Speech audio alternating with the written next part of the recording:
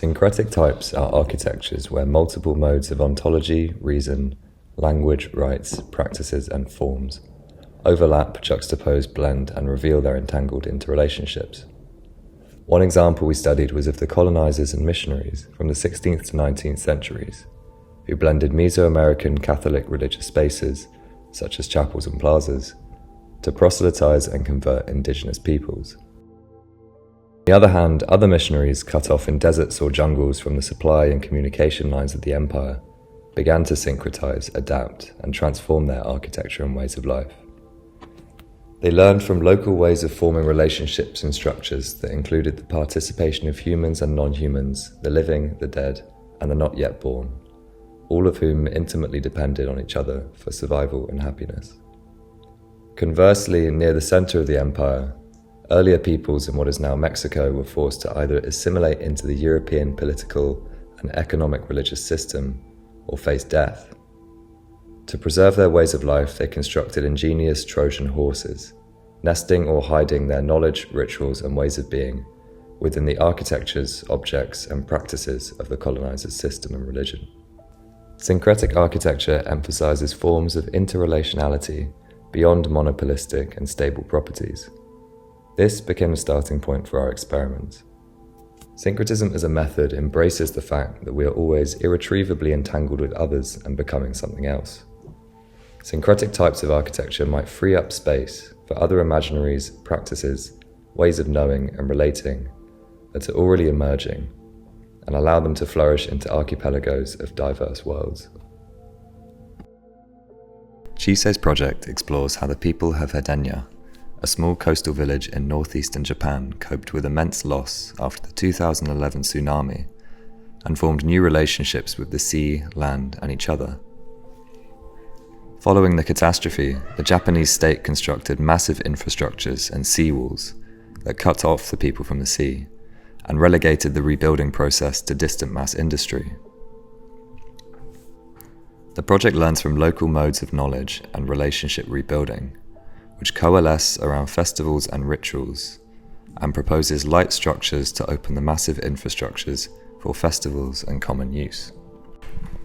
Oscar's project discovered that since the institutionalization of pilgrimage, and even more so after the conversion of religious land to private property in England, it has become increasingly difficult to have one of the most essential experiences of pilgrimage, becoming a stranger to the world. Today, this means experiencing other modes of relating beyond commodification.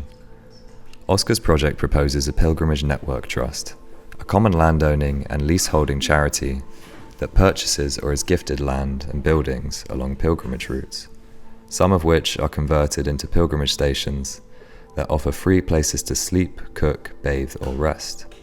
Ultimately, people are allowed to stay on the estranging journey and turn themselves into strangers of the earth.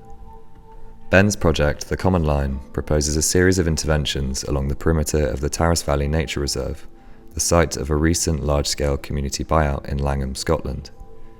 These stations integrate the ritual practices of the common riding, which trace and celebrate the common's boundaries, into the everyday management of the reserve. By syncretizing the rituals of the common riding with year-round labour, the project suggests a way for rural communities to build commons resilience and cultural identity through rhythm, form, memory, and space. In her project, Living with the Gods, Jamil studied the encroachment of private and extractive speculation on elephant habitats, a pressure compounded by forms of Ganesh worship that perpetuate the exploitation and torture of sacred elephants for religious ceremony. The project learns from practices of the Katunayakan community in Tepakadu, where to care for orphaned and tortured elephants, the community is establishing new, intimate relationships with land, architecture, and other species. For carers, the house and daily habits begin to dissolve into land and river, and constitute radical experimentation with forms of settlement and home. Adelina's project, Cultivating the Sacred, National Park as a Garden, proposes a volunteer program and plantation facilities within Lanin National Park in Argentina, aiming to cultivate new forms of relationality with nature. It challenges the current scenic consumption of protected environments and explores alternative modes of experiencing and interacting with non-humans, such as the Puan tree, through stewardship practices that integrate scientific and traditional knowledge systems. The design includes nursery houses for living in and growing puan, along with a series of stations and markers that encourage new common use and inhabitation of the national park. Diana's project, Burning Properties, addresses the fact that despite the increasing risk of wildfire destruction, absolute fire suppression remains the standard approach to mitigating wildfire risks. This project proposes a series of shared domestic burning infrastructures to support and strengthen emerging burning practices in paradise. It aims to integrate burning practices into domestic culture, fostering a deeper connection to fire and the surrounding land. The proposed architectures serve as mediators between land and urban areas, private and common, fire and leisure, indoor and outdoor spaces, and familiar and foreign elements, syncretizing these aspects into an architecture for burning and common use. Lillian argued that the Meki served as a crucial territorial instrument and infrastructure for securing Finland's contested borders and supporting its infrastructure and timber industry. Simultaneously, it cultivated a productive Finnish middle-class family, able to enjoy immersion in constructed nature, both as a counterpoint to and an integral part of Finnish urban life. The project questions whether the Meki ideal would collapse when its principles of composition are situated within an urban setting at the scale of a multi-family housing complex. Berra's project, House of Humours, proposes a new housing type that integrates care into everyday living to address the current health crisis. It advocates for shifting from hierarchical, isolated and mechanical care approaches, reimagining care spaces by adopting therapeutic conditions that blend living and healing spaces. Set within an existing housing development in Barking, London, the design includes spatial and climactic conditions, from open to closed and warm to cool, inviting residents to experiment with forms of care and living. Cece's project, Performing Diaspora on the Floor, explores clashes between the institutionalisation and scripting of cultural forms and practices in Ireland, and their inevitable creolisation when they collide with new worlds. Namely, the project departs from a scene in which Irish dance is the backdrop for Chinese hot pot New Year's celebrations. In themselves, these overlapping practices have a complicated history of blurring the boundaries between server and served, stage, floor and street, and self and other.